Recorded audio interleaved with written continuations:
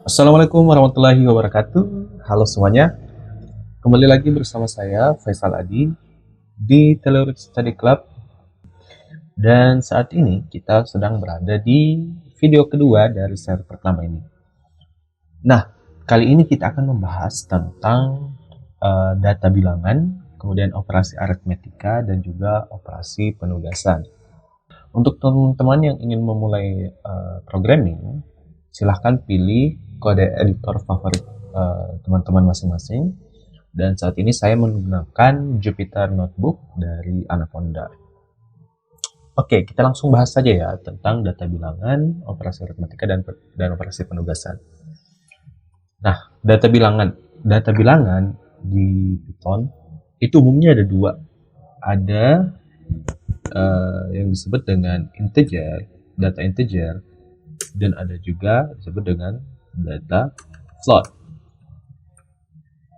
Nah, bedanya apa? Kalau integer itu adalah data bilangan dalam bentuk bilangan bulat. Misal 8, minus 7. Sedangkan float itu data bilangan dalam bentuk desimal. Misal 4,0 atau 5,4. Nah, itu ya perbedaannya. Kemudian angka-angka ini bisa kita saling operasikan. Misal operasi penjumlahan, pengurangan, perkalian, pembagian. Contoh ya, saya 5 tambah 6, 11. Kemudian 5 kurang 6, 1. 5 kali 6. Dan 9 bagi 3. Nah, bisa ya. Nah, kalau teman-teman perhatikan, khusus untuk operasi pembagian, itu dia mempunyai output dalam bentuk data float atau bilangan desimal. Ini karena dalam operasi pembagian seringkali kita mendapatkan hasil dalam bentuk desimal ya. Makanya si Python langsung menerjemahkan saja datanya dalam bentuk float. Meskipun nanti data tersebut sebenarnya bisa habis dibagi ya. Misal 9 bagi 3 kan habis dibagi 3. Tapi si Python tetap menerjemahkannya dalam bentuk float sehingga 3,0. Oke, itu ya. Selain ini, selain 4 operasi ini, operasi dasar ini, ada juga yang disebut dengan operasi modulus atau sisa bagi. Nah, misal 9 bagi 3, 0. Maaf, 9 modulus 3. Pakai persen ya, simbolnya modulus. 0, 10, 3, 1, dan 11. Mod 3 itu 2. Nah, apa maksudnya ini? Kalau 9 bagi 3 itu kan habis dibagi. Ya 3 kali 3 9, sehingga 9 kurang 9 0. 10 dibagi 3 itu kan jadinya 10 kurang 9. Nah, sisa baginya 1. Nah, inilah yang dikembalikan nilainya oleh si operasi modulus ini. Kemudian sama halnya 11 bagi 3, 11 dikurang 9, sisa baginya 2. Makanya dia kembalikan angka 2. Oke. Selain modulus, ada juga namanya operasi pemangkatan. Sama ya kayak operasi matematika, dikuadratkan, misal 2 pangkat 4. Nah, hasilnya 16. Ini kan sama dengan 2 kali 2 kali 2 kali 2. Oh, keren. Nah, seperti itu. Oke, itu untuk operasi aritmetika. Kemudian, si Python ini juga ternyata sudah bisa mengidentifikasi urutan operasi. Jadi jika ada satu baris soal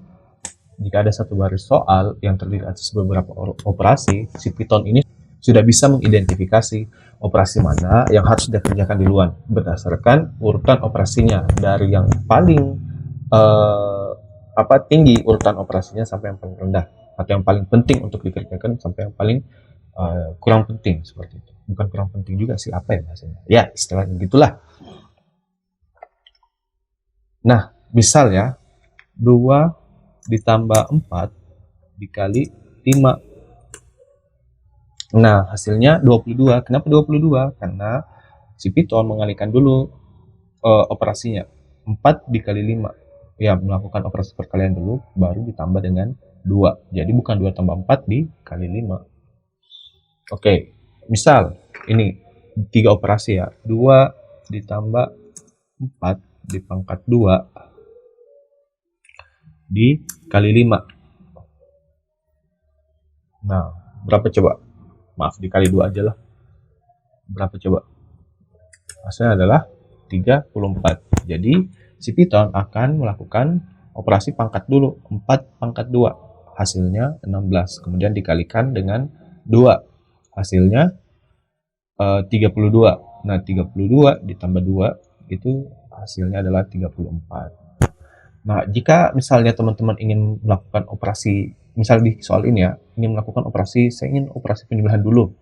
Nah, itu bisa dilakukan dengan cara bagaimana? Ya, di si operasi ini dimasukkan ke dalam tanda kurung. Tanda kurung ya, misal 2 tambah 4 kali 5. Nah, ini hasilnya berubah menjadi 30 karena tanda kurung ini berarti ini harus dikerjakan lebih dulu dibandingkan operasi lain. Seperti itu. Oke, itu untuk urutan operasi. Nah, selanjutnya nilai-nilai ini itu kita bisa masukkan ke dalam sebuah variabel. Misal ya, saya punya variabel misal namanya angka 1 sama dengan 5.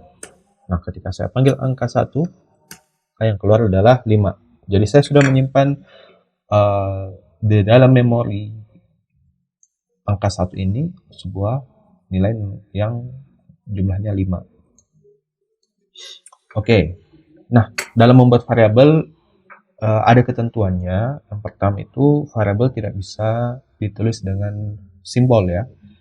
Kemudian tidak bisa diawali oleh angka. Jadi harus huruf dulu.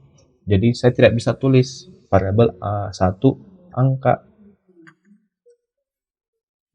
sama dengan 5. Nah, dia jadinya invalid syntax. Jadi ini tidak bisa dilakukan ya, kecuali kita tulis huruf dulu, angka terus 1 kayak di atas. Nah, ini baru bisa.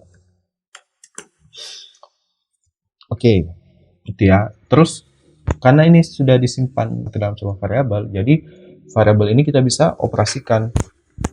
Misalnya angka 2 sama dengan 4. Maka saya cetak angka 2.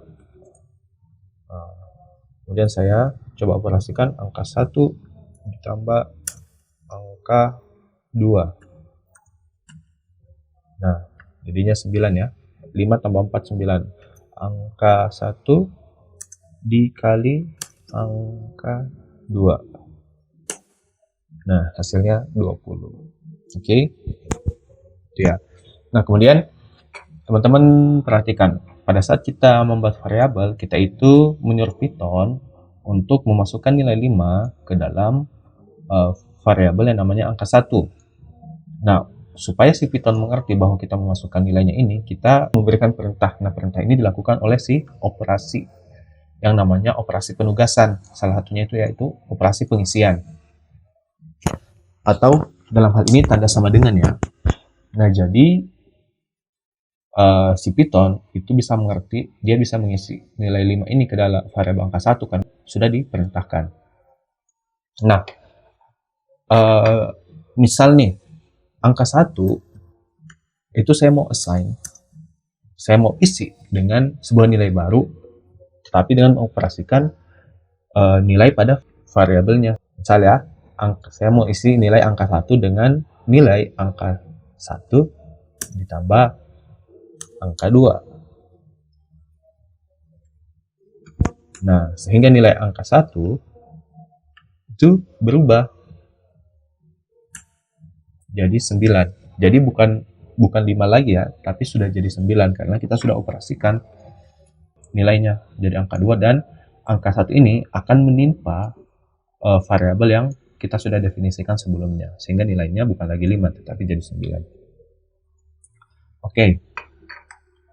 Nah, si Python ini menyediakan sebuah operasi penugasan yang bisa menyingkat penulisan dari sintaks yang seperti ini. Misalnya kita mau isi variabel ini dengan nilai di mana variabel sebelumnya itu dioperasikan dengan nilai lain.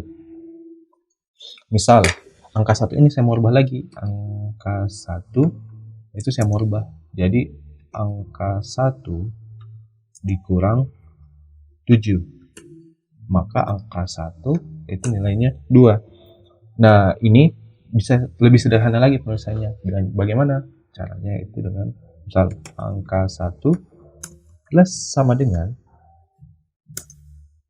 8. Sehingga ketika saya panggil angka 1, nilainya 10. Nah, lihat, ini sama artinya dengan ini. Python, tolong angka 1 diisi dengan jumlah dari angka 1 ditambah dengan 8. Seperti itu. Nah, operasi aritmatika lain juga bisa dilakukan, operasi penulisan seperti ini.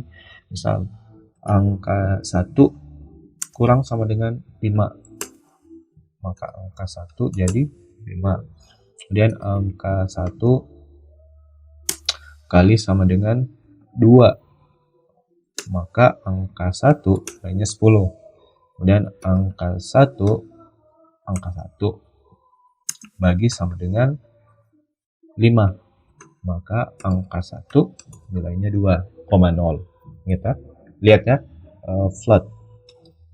Kemudian ini angka 1 saya tambah dulu ya, tambah sama dengan 5. Kemudian angka 1 modulus sama dengan 2. Hasilnya adalah angka 1 sama dengan 1. Oke. Seperti itu ya untuk data bilangan, operasi aritmatika, dan operasi penugasan. Oke, sekian dulu untuk video kali ini. Semoga teman-teman paham ya. Dan kalaupun ada kekurangan, mohon dimaafkan. Dan sampai jumpa di video selanjutnya. Dadah!